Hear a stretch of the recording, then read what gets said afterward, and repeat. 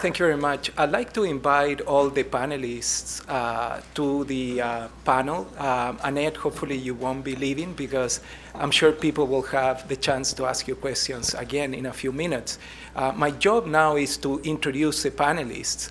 And to do that, while they are getting their seats, I'd like to expand the scope of the conversation a little bit. The issue with storage is that it's an issue that it's definitely, as Annette mentioned, paradigm shifting.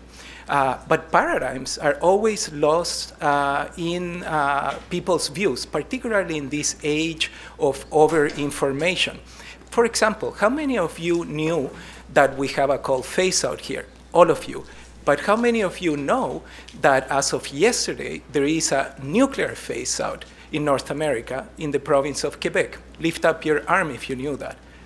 Only a few of you knew that. Well, that happened yesterday. Well, but that's what the press is reporting today, that the new government of Quebec yesterday promised to phase out nuclear in that province. Now, the point of the story is this. We need to also talk about storage, not from theoretical, technical, or dare I say, esoteric perspective. And I'd like to take 1 minute to explain what I mean by that. How many of you remember that Annette opened her remarks by saying that she saw 3 trends when she was traveling around the world? She visited 12 countries and saw 3 trends: food, water, and energy. The solutions of storage have been more solved in the food and water end of the spectrum. Food, we for many years have learned how to store food to be able to have crops available to feed our populations when crops are not growing. Grain is one key example. Apples would be another one. We've been doing this for a long time. We know how to do it. We could talk about how well it's working, but that's beyond this panel. The point with water is the exact same story. With water, we know how to purify water, and then we store it in mass quantities. And you, every single one of you, have a storage device of water in your houses. I'll let you think for a minute where it is. Now, those 2 areas of storage, food and water, are, of course, mediated by energy. And we can discuss that if you wish. But Annette spoke a lot about power storage. Storage in the energy sector can be done in other areas. So, for example, it can be made on the form of heating and cooling.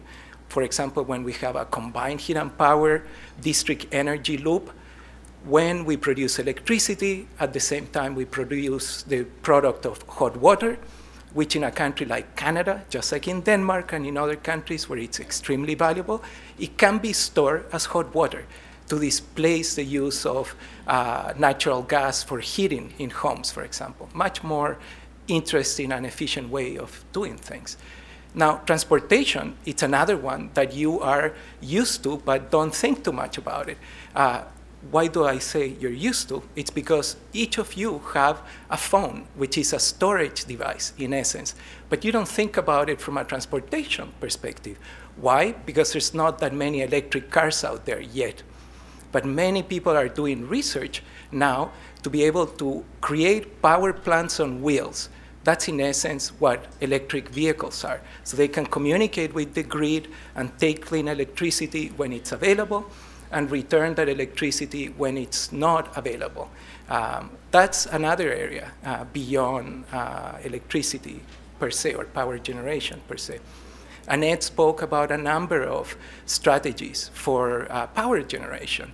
And she had a really nice chart that we tend to superimpose an extra axis on it, which is where are these technologies at? Commercial, pre-commercial, research, theoretical. And you mentioned one of them that is extremely advanced, which is hydro pump storage, very, very advanced. In any case, why am I mentioning these things? It's because we have a very illustrious group of speakers. And what I'd like to do is put these questions and greater picture items on the table for our panelists to reflect upon them. Because we need to make the discussion about storage a policy discussion, a market discussion, a community power discussion for storage to become a paradigm-shifting discussion. Otherwise, it's going to remain an esoterical conversation. So having said that, we have done a little change of the panel because one of our esteemed panelists has to go teach, and he has to transport himself far from here to be able to teach. So we're going to start with my good friend Peter Love, that has a few remarks prepared for you about storage. Peter does not need an introduction. He is a gentleman and a scholar. Many of you knew him from before. And he's been thinking about storage for a long time. Conservation, efficiency are storage strategies. What easier way to understand it is when we heat our homes. In essence, we're converting fuel into a storage facility, heating or cooling. And Peter has been thinking about how to make these things better for many, many years. So why don't we give him a round of applause so he's comfortable. Very comfortable.